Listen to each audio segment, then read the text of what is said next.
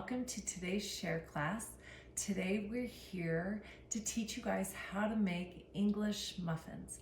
And it's funny because you look at an English muffin and you're thinking, ooh, this is going to be complicated to make. It's going to be a lot of technique and you need a lot of baking experience. I'm here to show you just how easy this recipe is. Anyone can make it, even your kids can make it. And the best part, it's a no-knead bread recipe. So I love teaching no-knead. And really the only thing you need is a little bit of time and then just a few ingredients. And so I'm gonna walk you through this step by step and give you all the tips and tricks to making perfect English muffins. So we're gonna get started. What we're gonna do is you want a larger type bowl that we're gonna mix in. And so we're gonna start with mixing 1 cup of warm milk. And just a few minutes ago, I heated this up in the microwave. And anytime you heat something in the microwave, be sure and give it a stir, just because that then evens out the temperature a little bit better. But you can certainly do this on the stove as well. We're looking for a temperature of about 110 degrees, but truly, I don't use a thermometer to test it out. I use my finger, and if I can hold my finger down in it, then that tells me that it's lukewarm and just the right temperature. So you'll place that into your large bowl, and then you'll want to grab some yeast. Now, most people use the kind of yeast that you buy in a packet, and that's fine. Go ahead and do that. I tend to buy yeast in bulk because I bake a lot. And so I use Red Star yeast. You can buy it at pretty much any box store or online. We're not affiliated with any brands, so don't worry. I'm not trying to plug anything. I just found that I like their yeast a lot, and I end up storing it in a big freezer bag in my freezer, and it lasts forever, so you never have to worry about not having any on hand. So just grab a teaspoon. Grab a teaspoon, and you need 2.5 teaspoons, and we're just gonna add that to our milk. There's our 1/2 teaspoon here. And then you'll want to add in your 2 tablespoons of sugar. And we've listed all those ingredients out that you will need. So I'll just review that one more time. It's 1 cup of warmed milk, lukewarm milk, and you'll need 2.5 teaspoons of yeast, and then 2 tablespoons of sugar. So that's all I've added to my bowl here, and I'm just gonna give that a quick stir.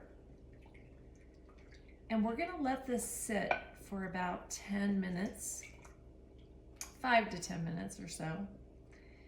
And that way we know for sure that our yeast is activated. And I stir it around just so I can start to dissolve the yeast a little bit better. And today I wanted to teach you this recipe by hand instead of using a stand mixer like I normally do.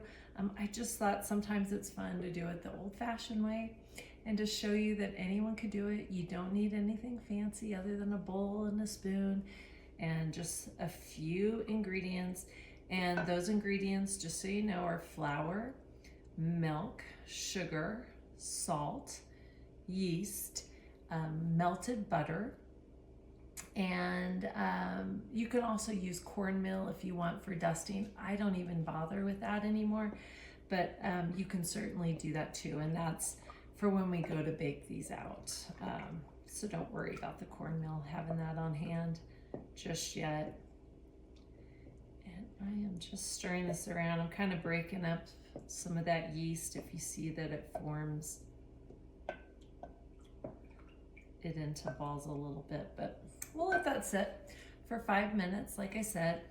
And this is so fun because what I typically do, and this is our first tip, is I do this the night before I actually want to have the English muffins. Excuse me. And so start this the night before, because the longer you let your dough sit, and I'm talking 12 to 18 hours, most all recipes out there will tell you that this is going to take 1 to 2 hours, and you can do that and they'll turn out great. But I promise you, if you start this the night before, let your dough rest for about 12 to 18 hours, then you're going to develop the best flavor. And you'll also get more air bubbles inside your English muffins if you want to know the science behind it. It's actually called the fermentation process. You know, that's something that really does develop flavor. A lot of you have heard about sourdough bread, and you can also do that as well. Use your starter for this. But it's just a way to create the best flavor as possible for what you're baking. So I am just stirring this around here. We'll be back in just a couple of minutes. Like I said, we're waiting 5 to 10 minutes just to get this yeast activated, and then we'll get started. It has now been about 5 to 10 minutes, and you can start to see that the yeast is activating. You'll see those bubbles start to form. And here comes the super easy part. We're going to add in 3 cups of flour. And just make sure it's level. We don't want to put too much in. And I do the scoop method, scoop and shake. So I reach in, dip my flour, and then shake it till it's even across.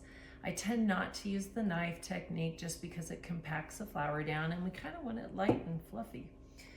So we just added in 3 cups of flour. Then you're going to want to add in a teaspoon of salt.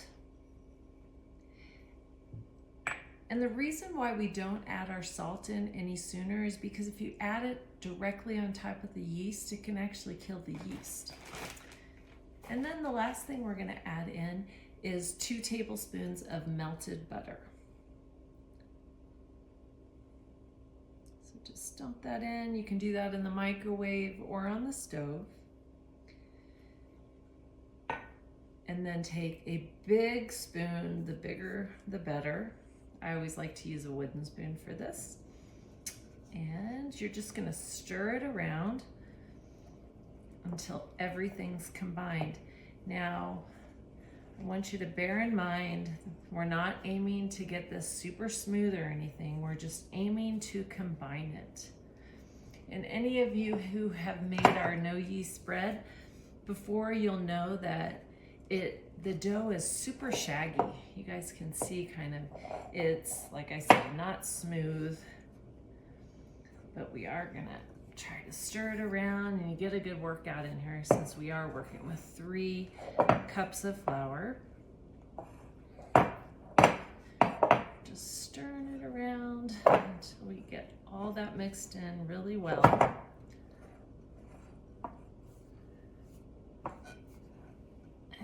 There we go.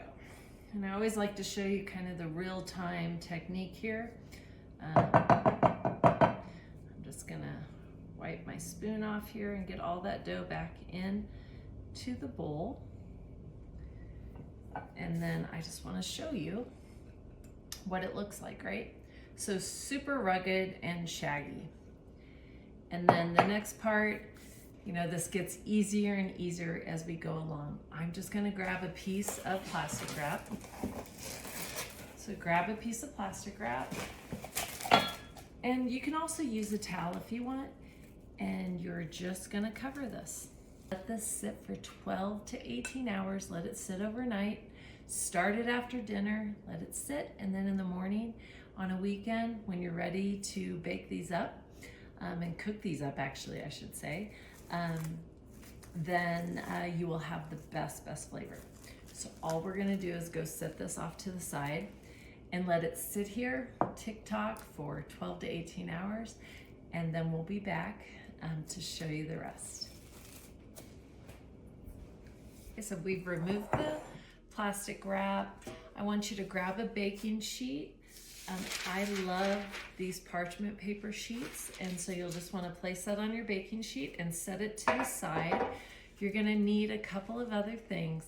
You're going to need a rolling pin, and then I have like a container of lots of round cookie cutters.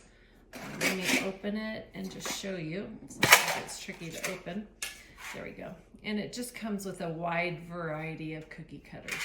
We're aiming for a 3-inch cookie cutter. If you don't have these, don't worry. Just grab a glass and it's gonna work the same as a cookie cutter, so don't worry. You don't need a special cookie cutter to do this. I just happen to have it. And then you can also grab a ruler if you want to be super precise. And then, like I mentioned, you can, it's optional, you can use cornmeal. And so you'll just want a little bowl of cornmeal set out to the side, and then grab your flour and have that all set to go. So now I'm going to walk you through the next step. We're going to take a handful of flour. I just reach in and I'm going to sprinkle my counter just lightly with the flour kind of evenly spaced out, and then grab the bowl and reach in. Your hands are already dusted, and pull the dough away from the side of the bowl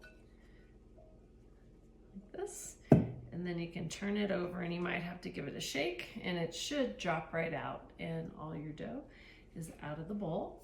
And so I'm going to set this off to the side. And then the next thing we're going to do is, again, grab just a wee bit of flour, light sprinkle. And we're going to just dust the top of the dough with the flour. And I always like to dip my hand into the flour and just press it down like this, just real gently. We are going to be rolling this out. I found after I've made these over and over again, I actually like a full inch. We want big and puffy, you know, Mac Daddy looking English muffins. And so just take a look at how thick your dough is. Mine right now is running in about, let's just see here, 1.5 inches. So I'm not going to press it down that much. I only want to press it down till it's about 1 inch thick. I'm just going to sprinkle flour on my rolling pin and dust it and rub it across. And then I'm just going to start in the center and push out like this. And then start in the center again and pull it towards me. And then I'm going to go all the way across. And you know what? That's probably all I need to get it to 1 inch. So I'll just double check it. Like I said, I've done this so much I don't even use a ruler, but that's exactly 1 inch. So all it took was start in the center, 1 push this way, go back to the center, and 1 pull towards you. And that got me to my 1 inch thick dough. So I'm just gonna pat around the sides just a little bit, make sure the top is even. And then I'm gonna reach for that 3-inch cookie cutter that I have. Again, if you don't have this round cookie cutter, just grab a glass and dip it into some flour.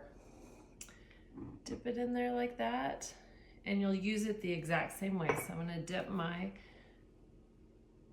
cookie cutter in there so it's nice and dusted.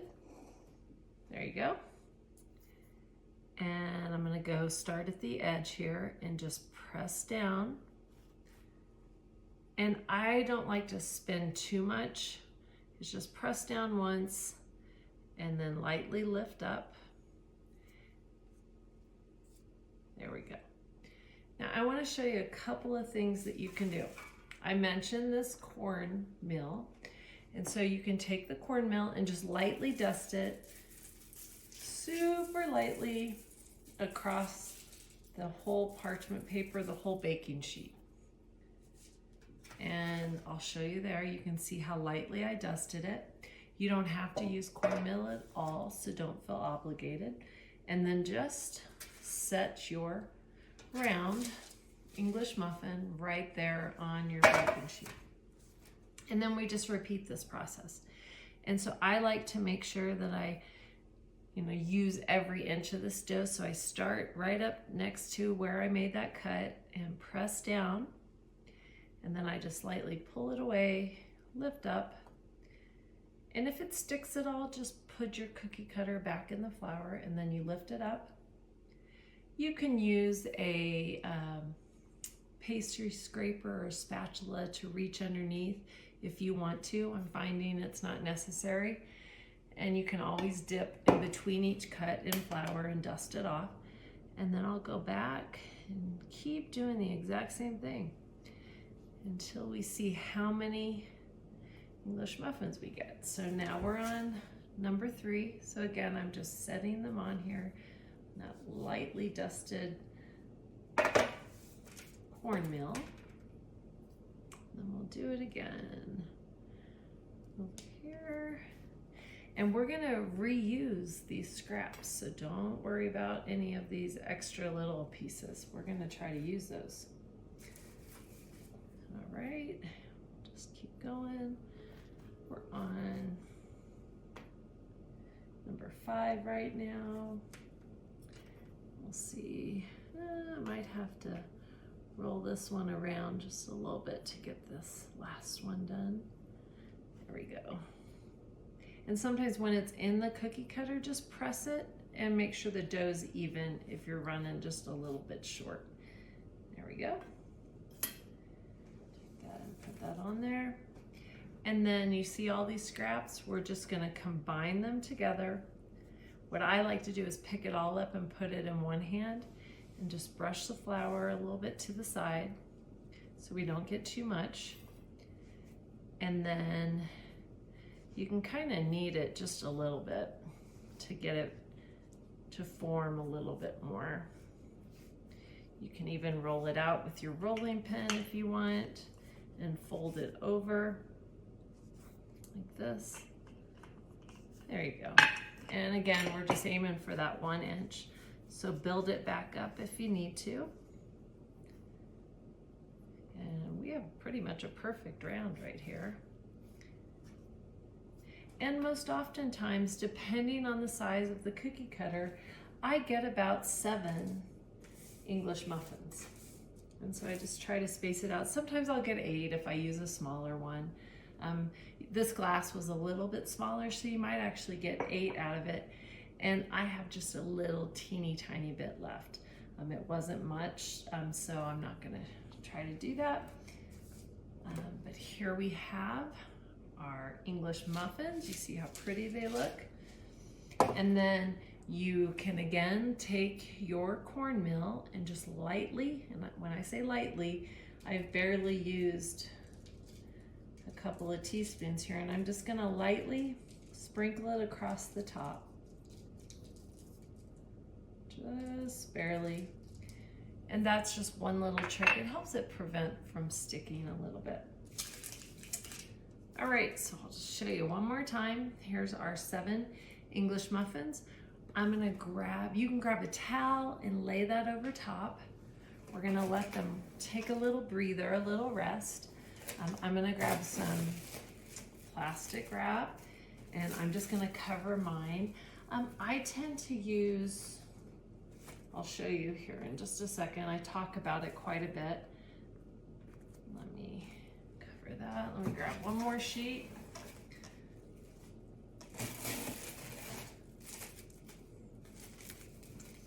There we go. Place that over the top, just really loosely.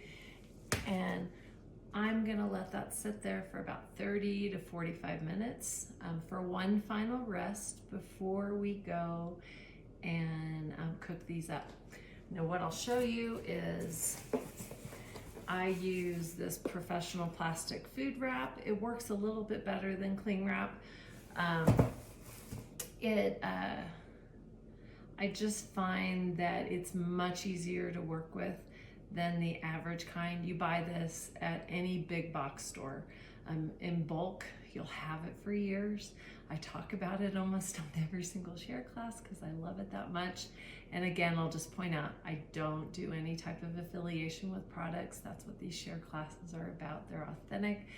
I'm not interested in that. I just want to show you what I've come to love over the years, so you know it's authentic and real, and I'm not pushing any one thing on you, but I found it to be extremely helpful to work with over the years, and it's much larger than what you get in a regular store where it's only 12 inches wide. Then you can cover whole baking sheets at a time with it. So we're gonna, let this rest for about 30 minutes or so. In the meantime, what I want you to do is go find a non-stick skillet that's fairly large, a medium to large. Place it on your stove. Don't turn it on anything yet. Just get that ready. Get a spatula ready, and we'll be back to finish these off. And see, this is really simple. We sprinkled out flour. We used a rolling pin. You could use a bottle if you don't have a rolling pin to kind of get that 1 inch thickness. We cut out our rounds, placed them on a baking sheet, and we're just letting it rest. So pretty simple, right? And this last part is even simpler, and we're gonna do a little cooking on the stove. If you don't have a non-stick skillet, but you actually have a griddle, I used to have a huge griddle. I don't use it much anymore with the kids out of the house, but I'm going to use a skillet, but you can certainly get out your electric griddle, and we can use that a little bit later on. In the meantime, I'm just going to clean up, and I'll be back with you to show you how we finish these up. We are back now after letting our English muffin rounds rest for about 30 minutes, and you'll see that they puff up just a little bit more. And so they are even thicker than what you'll buy in the store, which is super fun as well. So I'm just going to remove this plastic wrap that we placed on top, and you'll want to make sure that you, like I said, put that skillet out on your stove, and you're going to turn it to a medium heat. Let it heat up for a good amount of time, definitely a few minutes, so it's nice and evenly heated, and you can put your hand above all parts of the pan just to double check that all parts are heated. You know, a lot of people will turn on their burner and they'll get started with the cooking. Definitely a tip is to let that heat up so it's even, the heat is evenly distributed. And then you're just going to take your spatula. And, you know, this again requires some patience because you're going to cook these up in a skillet. Everyone thinks you bake English muffins, but we actually cook them on the stove. But we'll take the spatula and we're going to start adding them to the pan. And at this point, you can choose to sprinkle in more cornmeal if you want. You can put a light dusting in. It's either way. I'll just put a little bit in there. A lot of people have asked me, why is your cornmeal not yellow like what we get in the store? I happened to be at a farmer's market back in my hometown, and it came fresh from the farm, and this is what it looks like, freshly grounded. It doesn't have that yellow cast to it, but either one works fine. So I set that down. I put a light dusting in there, and pick up your English muffin and just gently sit it into your pan. And typically, I have a fairly large pan here. You can get 4 of these in there. You just don't want to crowd the pan. Make sure you give yourself a couple inches in between each. And then go and set your timer for about 5 minutes.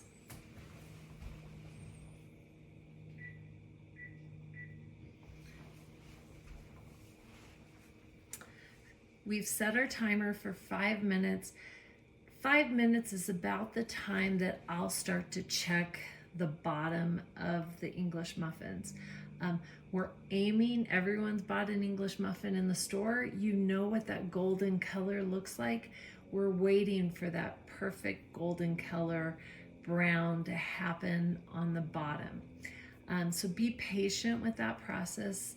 It can sometimes take up to 7 minutes depending on the medium heat that you're using. Again, just be super patient. I'll remind you to just space out your English muffins.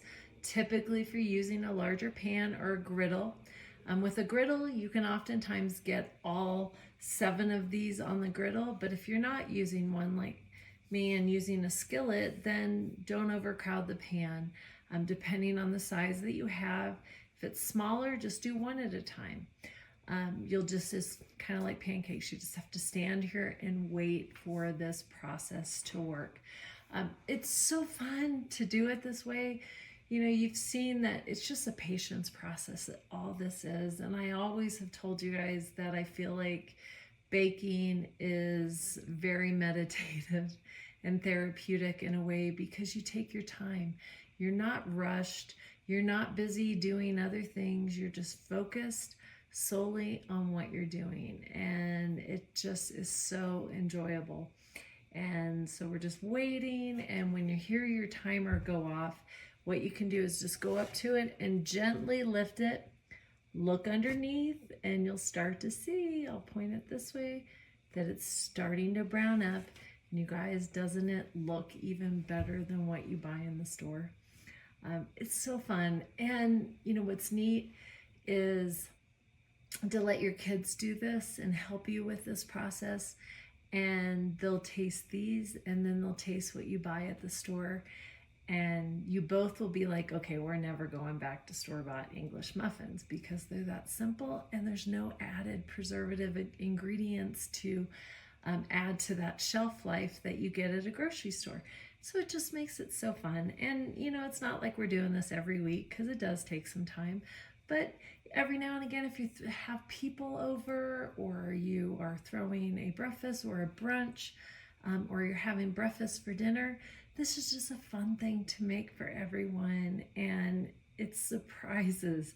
It's a big surprise to everyone because typically most people think, oh, I can't ever do that at home. And another tip I've shared with you guys a lot over the years is I typically go into a grocery store and I'm always thinking to myself, how did they make that, and can I make it myself? You know, I don't cook as much as I used to with our kids out of the house and bake as much as I used to, but I still have that thought, whether I go to a restaurant or whether I go to a grocery store, is, I wonder if I can do this at home. And most oftentimes you can. And it's just a fun hobby to have and to feed the people around you. So I've added another minute there in just talking to y'all. And that is getting so close, so close. And this is how simple it is. We're just letting it rest. You're not going to press down on the tops at all because otherwise the dough does deflate. We'll set that timer for an additional 2 minutes. So mine are taking about 6 minutes on average to get that golden color. But like I said, it could take up to 7. And I'm just going to stand here with you and let you watch that I'm not doing anything else to these. My hands are off of the pan and we are just waiting. I'm gonna go turn off my timer and then we'll be back to flip these.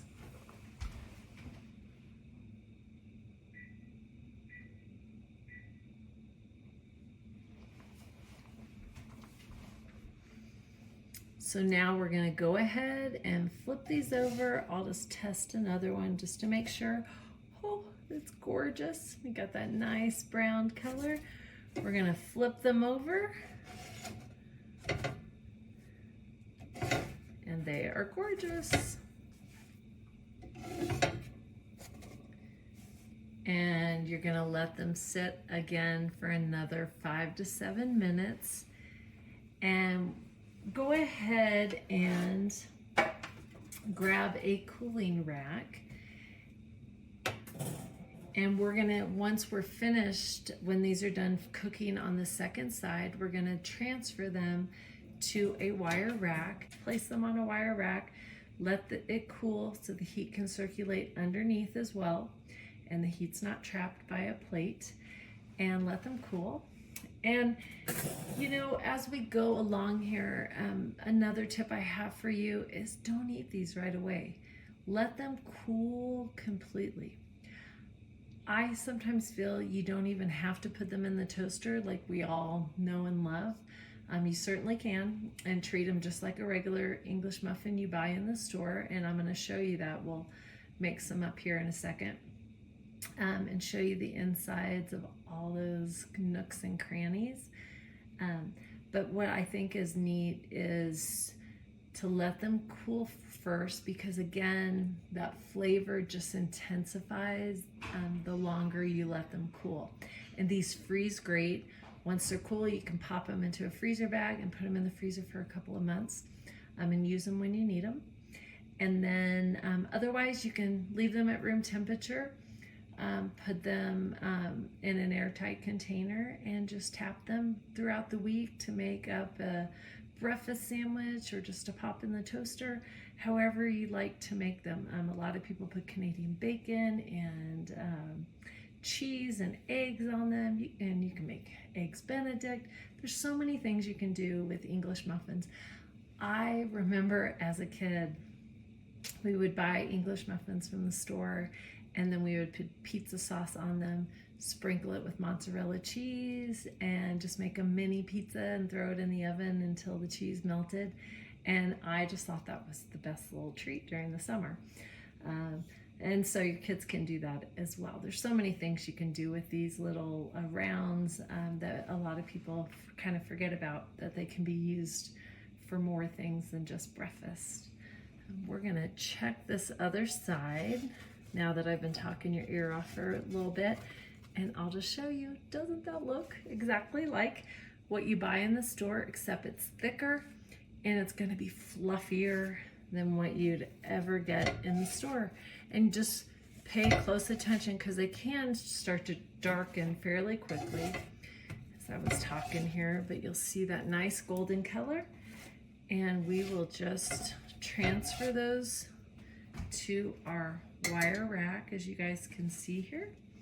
And then we have our 3 remaining English muffins, and I'm just gonna do the exact same thing and repeat the process here. And I want to make sure that they're spaced out nicely.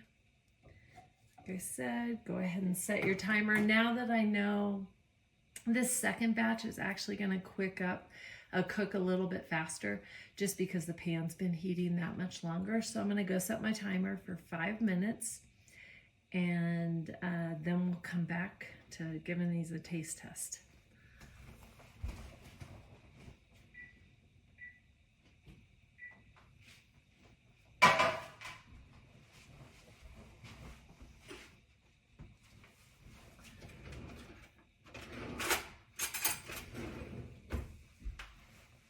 So I'm back. I grabbed the butter on my way over. I think I'm gonna grab some jam too.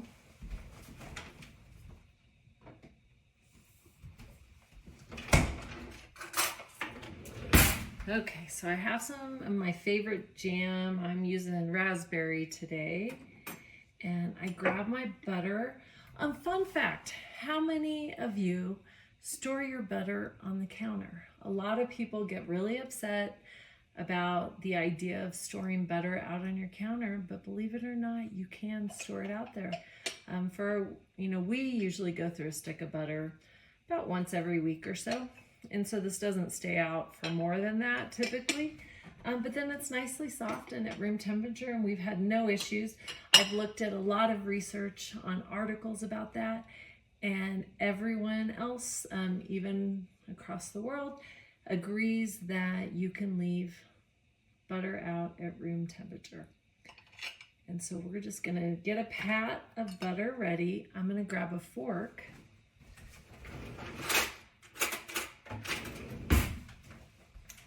Now that our English muffins are nice and cool, see how thick they are? You can take a fork to open them, and you just reach in with that fork, and you can go across like this and just poke it. And this is what kids love to do, poke all the way in. See how I'm doing that? Poke all the way in until you get around to the other side where your holes are there. And then you can just lift it off like this. Oops, there we go. And you can see all those little nooks and crannies in there. And again, you can go and put this in your toaster if you want to. I love just to take a little bit of butter and spread that across the top, just like this. And then I will grab a spoonful of jam.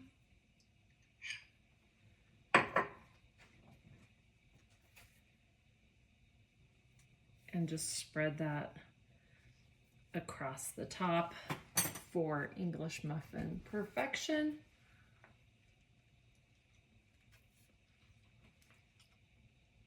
You guys, this is going to be the best English muffin you've ever had. I really hope you try these.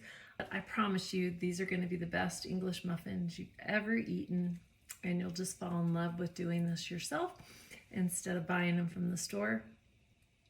And I just think you will have so much fun with these over the years.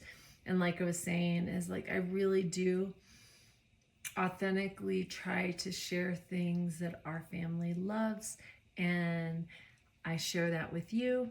Then you take it home and you share it with your friends and family, and it just creates this ripple effect of sharing life, love, and food. Let's create this ripple effect in our world of sharing our hearts with one another, sharing our loves, and we're just out there doing our little part in making this world a better place. So go share life, love, and food. I hope you've enjoyed this class. Go check out all of our classes at Pikes Peak Library District. We have a ton up there, and we have a whole bunch coming this fall. And always reach out at Sharing Life, Love, and Food on Facebook or Instagram, and we'll get back to you as soon as we can. So thanks so much for watching today. Love that you took part in the class. So good.